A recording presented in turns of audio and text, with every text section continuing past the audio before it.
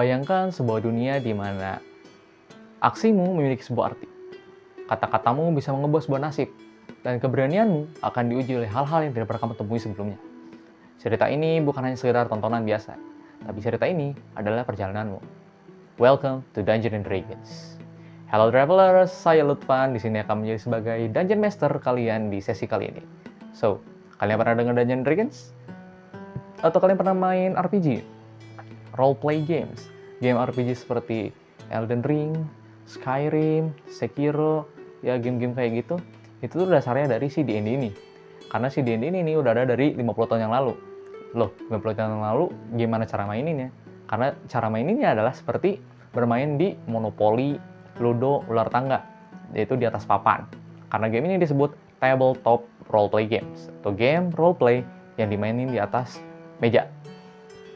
Nah, beda dengan Monopoly, Ludo, luar tangga kayak gitu-gitulah. Kalau itu cuma kalian perlu melempar dadu dan ngikutin alurnya, di D&D beda sendiri karena ini disebut storytelling games, di mana si perjalanan gamenya ditentukan oleh kalian sendiri sebagai player. Karena kalian akan menceritakan tentang bagaimana kalian menjalani si gamenya itu.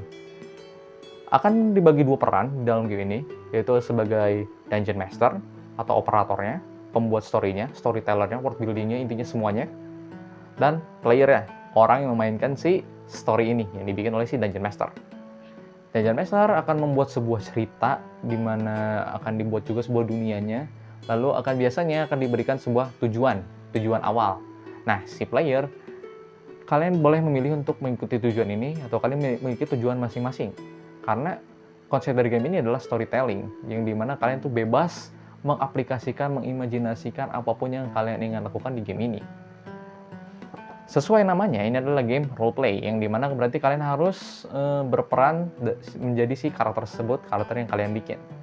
Nah, Dungeons & Dragons sendiri, cara mainnya itu gimana sih? Nah, cara mainnya itu, selain kita harus berperan dan storytelling kayak tadi, kita tetap bermain menggunakan dadu, sama seperti game apa lainnya, tapi dadunya beda. Karena dadu D&D memiliki 20 sisi, yaitu ada 20 dari angka 1 sampai 20. Kenapa dadu D&D memiliki 20 sisi? Karena ini tuh dadu yang paling penting dari semua hal yang kamu lakukan di D&D, yaitu dadu yang menentukan aksi kalian. Jadi kalau meskipun kalian bisa storytelling, kalian nggak bebas-bebas kalian melakukan apa saja gitu. Nah, hal itu ditentukan oleh dadu ini.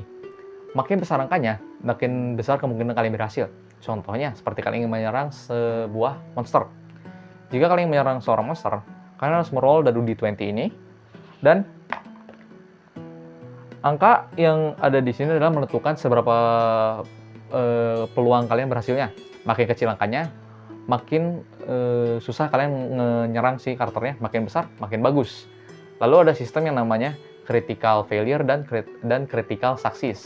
Critical failure adalah ketika kalian mendapatkan angka 1, di mana semua hal aksi yang kalian lakukan otomatis gagal, dan kalian mendapatkan debuff atau ya lebih jelek daripada gagal gitu. Contohnya misalnya kalau kalian nyerang, terus kalian miss karena kalian critical failure, udah gitu senjata kalian yang kalian pegang nih jatuh dan kalian kena damage.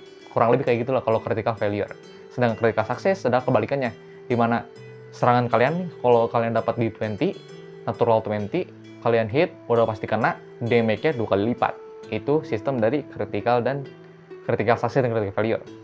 Nah, kalian juga diberikan kesempatan untuk yang namanya sistem advantage dan disadvantage, yaitu kalian akan meroll dua kali dadu D20, dan kalian akan mengambil angka terbesar atau terkecilnya. Kalau di advantage, berarti kalian akan mengambil angka terbesarnya. Contoh, kalian ngeroll 15 sama 4, berarti yang kalian ambil adalah angka 15-nya. Sedangkan kalau kalian nge-roll disadvantage, maka angka yang kalian ambil adalah angka yang 4. Next, kita punya dadu D12. Loh, ternyata dadunya nggak cuma satu. Emang dadu D20 itu dadu utamanya, yaitu dadu masternya lah untuk kita bermain semuanya itu pakai dadu D20. Nah, untuk melakukan seperti damage atau gitu-gitunya menggunakan dadu yang lain. Contohnya ada dadu 12, biasanya digunakan untuk heavy damage atau damage yang besar. Lalu kita punya dadu D10, dadu yang punya 10 sisi. Kita juga punya dadu D8 yang punya 8 sisi, dan dadu normal, yaitu dadu D6. Nah, ada juga yang disebut namanya percentile dice atau dadu persentase. Ini tuh sama aja kayak dadu si D10 tadi.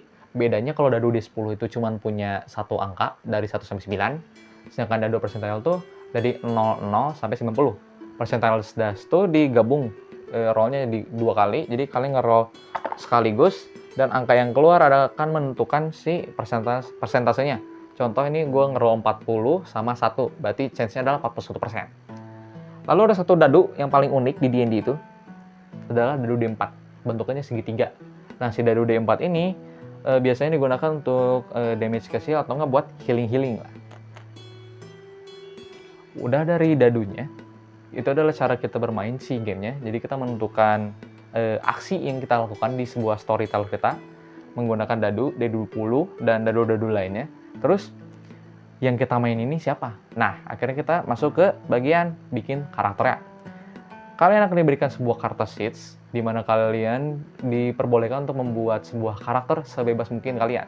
Namanya bebas gimana kalian, rasnya mau apa, kelasnya mau apa, background karakternya gimana, si personality-nya kayak apa, barang bawaannya apa aja, dia tuh bekas apa, itu bebas gimana kalian. Dan ini yang menjadi titik serunya si D&D ini, karena kita harus memainkan si karakter ini, role play menjadi karakter si orang tersebut.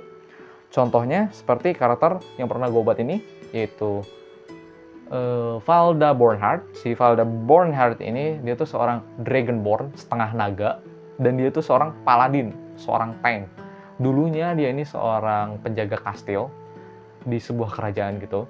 Namun si kerajaannya itu udah hancur gara-gara ulah penyihir jahat. Akhirnya dia berkelana, dia menjadi solo survivornya, dia berkelana untuk menumpas seluruh kejahatan atas nama keadilan. Karena si paladin ini memiliki sumpah gitu. Ya pokoknya intinya paladin itu ya memiliki sebuah sumpah. Ada juga karakter-karakter dengan kelas-kelas lain seperti contohnya kelasnya ada fighter atau basically orang yang bisa menggunakan senjata. Ada barbarian, orang-orang barbar, biasanya dia sama seperti mirip fighter, cuma bedanya yang ini tuh lebih keras dan lebih sakit, itulah. Terus ada rogue atau assassin, ada paladin, itu tank, dan ada bard. Bard itu apa? Bard itu adalah pemusik.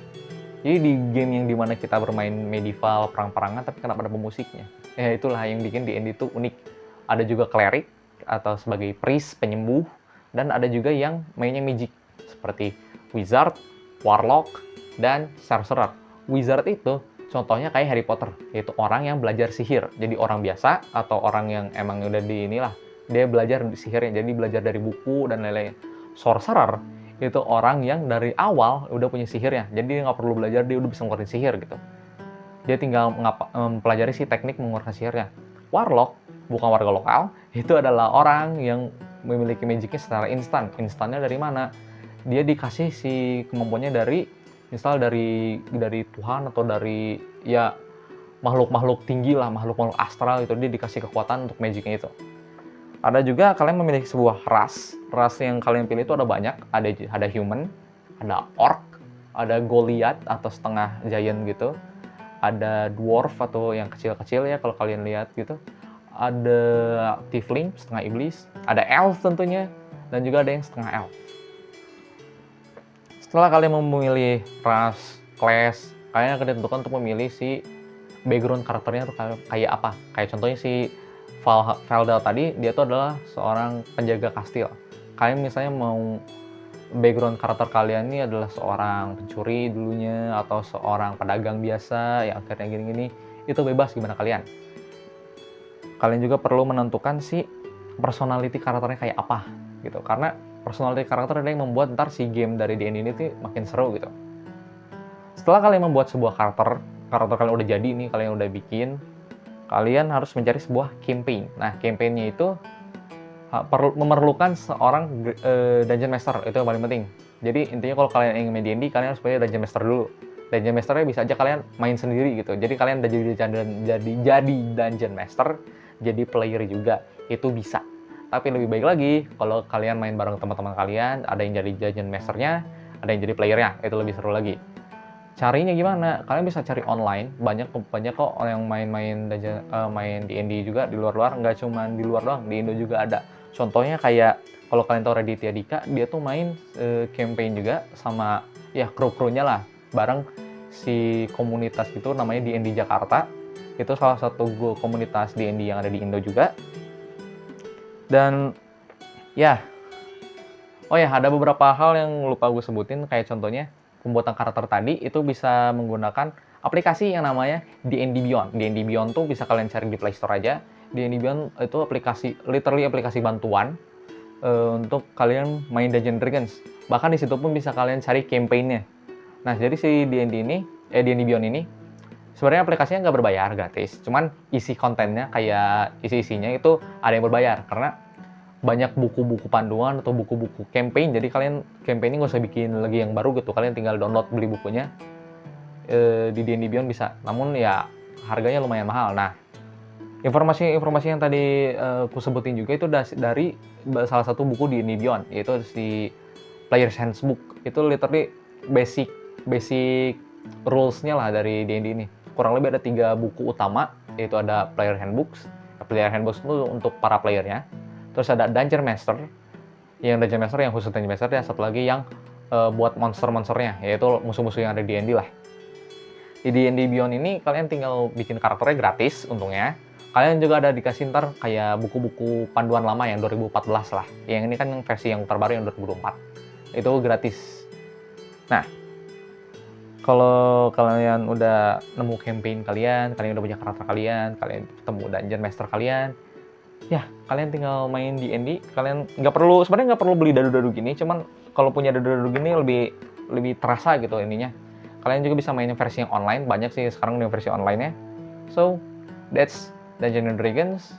Dungeons and Dragons tuh ya sebuah role play game yang menurut gue tuh menarik banget ya, dimana kita jujur kan kalian pasti nggak pernah lihat kan ya dadu-dadu sebanyak ini gitu untuk mainin sebuah game kayak game papan.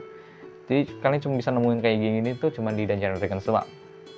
So that's it. Mungkin segini dulu aja. Ya maaf ya kalau agak kurang jelas. Ini juga ya cuman basic introduction-nya dari D&D lah. Kalau kalian mau yang lebih jelas, kalian bisa cek aja IG gua, ada di lutfan.g7. Itu ntar kalian bisa lihat dari karakternya ada apa aja, kelasnya ada apa aja, atau cara menggunakan dadu tuh kayak gimana. Itu gue jelasin semuanya di IG gue itu. So maybe that's it for now. Thank you for watching. Roll the dice and see you on the other side. Bye-bye.